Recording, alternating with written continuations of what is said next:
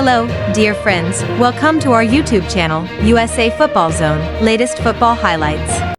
It was the year 2014. Brazil, a nation of over 200 million people, stood on the brink of a momentous occasion. Football's grandest stage, the FIFA World Cup, was being hosted on their home soil for the first time since 1950. In 1950, a humiliating defeat at the hands of Uruguay in the tournament's final match had left a deep scar on the national psyche, a haunting memory, or ghost, that had tormented them for the past 64 years. This World Cup was viewed as their opportunity to heal that wound, to liberate themselves. It was a golden chance to bid a final farewell to that old nightmare and to win the World Cup for a sixth time, right in front of their own people. Their journey through the tournament led them to the semifinals, where they faced an old and formidable adversary, Germany. The stage was set for a classic battle. It was regarded as a crucial stepping stone on the path to victory. But instead of celebration, the world witnessed a horrific nightmare. What should have been a moment of jubilation turned into perhaps the most humiliating 90 minutes in the history of football. It is a tale of redemption that ended not in triumph, but in a national tragedy, one that left behind its own deep and indelible scars. To fully grasp what transpired, one must understand the immense emotional pressure that prevailed at the time. As five-time world champions, Brazil was not merely expected to win, the entire nation was united in prayer for their victory. They had navigated the tournament through a blend of skill and luck, yet their journey to the semifinals had been anything but smooth. Following lackluster performances in the group stage and a nerve-wracking penalty shootout against Chile, the team's internal vulnerabilities, or fissures, began to surface. It appeared as though the team was being propelled forward solely by passion and fervor, rather than by any sound strategic blueprint. Then came the quarter-final match against a tough and talented Colombian squad. Brazil somehow scraped through to the semifinals with a 2-1 victory, but they paid a heavy price for it. In the dying moments of the match, their superstar, their hero, their number 10 Neymar Jr., was carried off the pitch on a stretcher after suffering a fractured spine. In an instant, his World Cup campaign was over. He was the lifeblood of the team's attack, the one player capable of conjuring magical chances out of thin air. As if losing him weren't enough, at that very moment, the team's captain and finest defender, Thiago Silva, was shown his second yellow card of the tournament. This meant he would be unable to play in the crucial semifinal match, forced to sit out due to suspension. In the span of a single match, Brazil had lost both their most creative player and the unshakable pillar of their defense. The team that took the field to face Germany was not merely missing two key players, it was also completely shattered mentally. Yet, looking back now, it seems that scene merely served to illustrate just how overwhelmed they were by emotion in that moment. A team that had begun to crumble from within even before the ball had touched the pitch. The stadium in Belo Horizonte was a sea of yellow, a sea of people brimming with hope.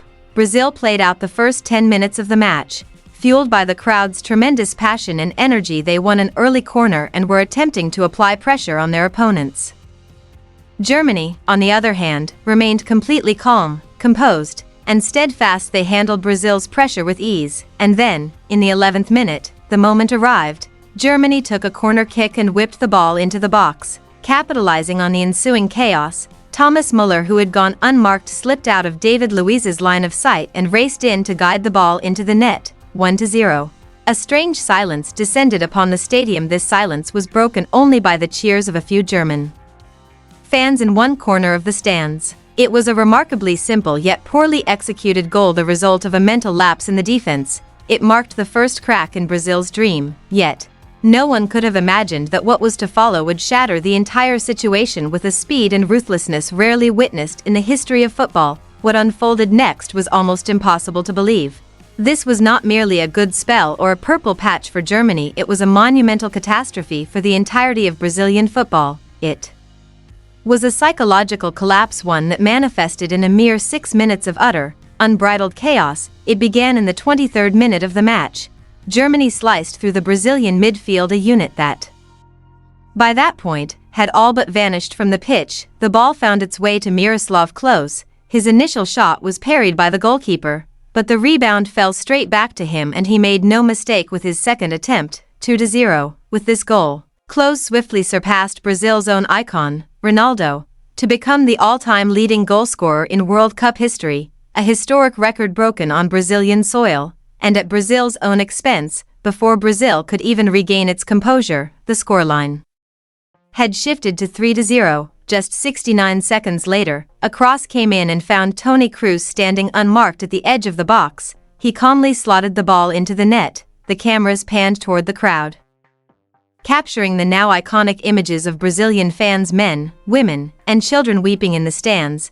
Their dreams were crumbling right before their very eyes, but Germany did not stop there. He punished every mistake made by his opponents with surgical precision.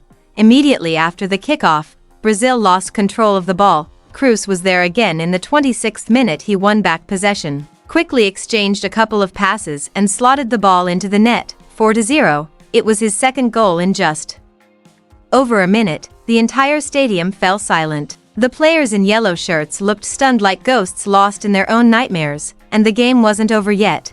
3 minutes later, in the 29th minute, Germany breached their defense once again. This time, Sami Khedira put the ball into the net. 5-0.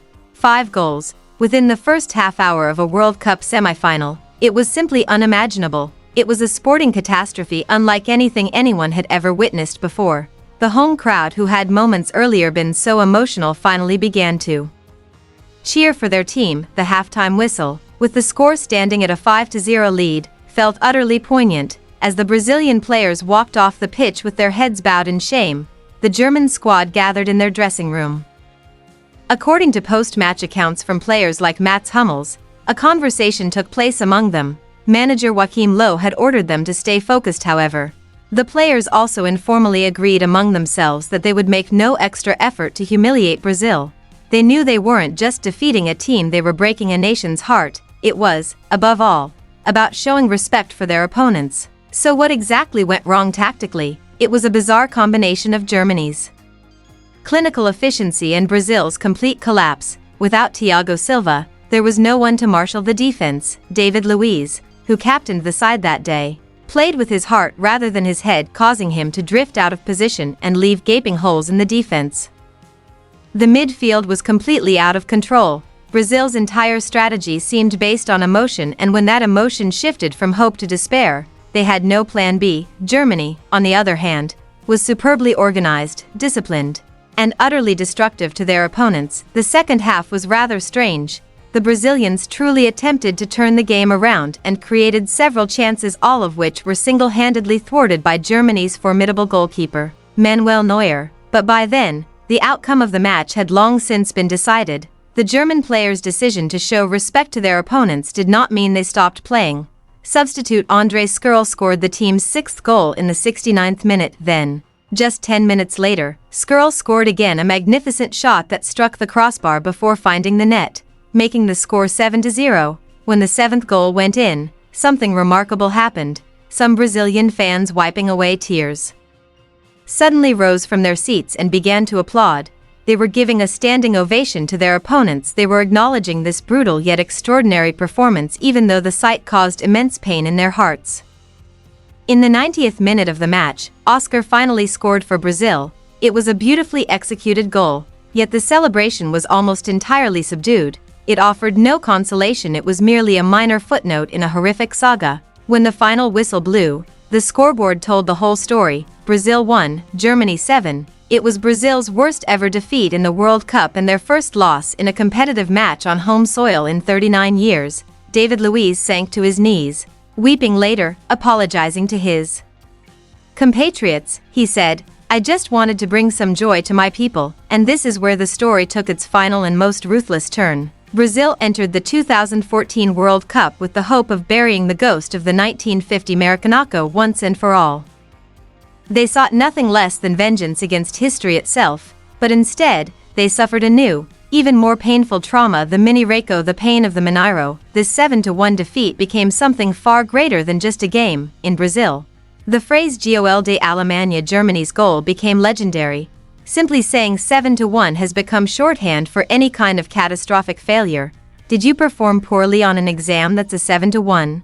Did a project at work fail miserably? That's another 7-1. The Brazilian people may have been attempting to cope with this deep wound through humor, but this linguistic habit serves as proof of just how deep that wound actually ran. Unlike in the 1950s when people wrongly laid the blame on a single player, the 7-1 defeat was viewed as a total systemic failure of the entire footballing structure.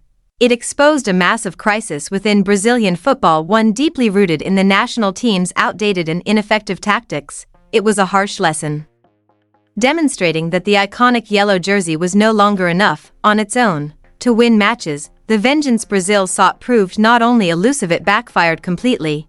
They could not heal their old wounds. Instead, they were left with a new, searing wound, one that was broadcast live in HD and laid bare before the entire world. It became a permanent digital memento of the day when everything turned upside down. That 7-1 match was far more than just a football game. It was a moment of deep introspection and self-examination for the entire nation. It was the day the beautiful game revealed itself in its most brutal form, reminding us that on any given day within the span of just 90 minutes, the glory of history, the surrounding fervor, and the home ground advantage, everything can crumble in an instant. A country whose very identity was intertwined with the joy of football found itself, for a moment, once again, was forced to take a hard look in the mirror, an ordeal that began with a single German goal and ended in a deep emotional trauma that still lingers in the memory today. To learn more about pivotal moments in football history, don't forget to subscribe to our channel and hit the notification bell for more fascinating stories about the beautiful game.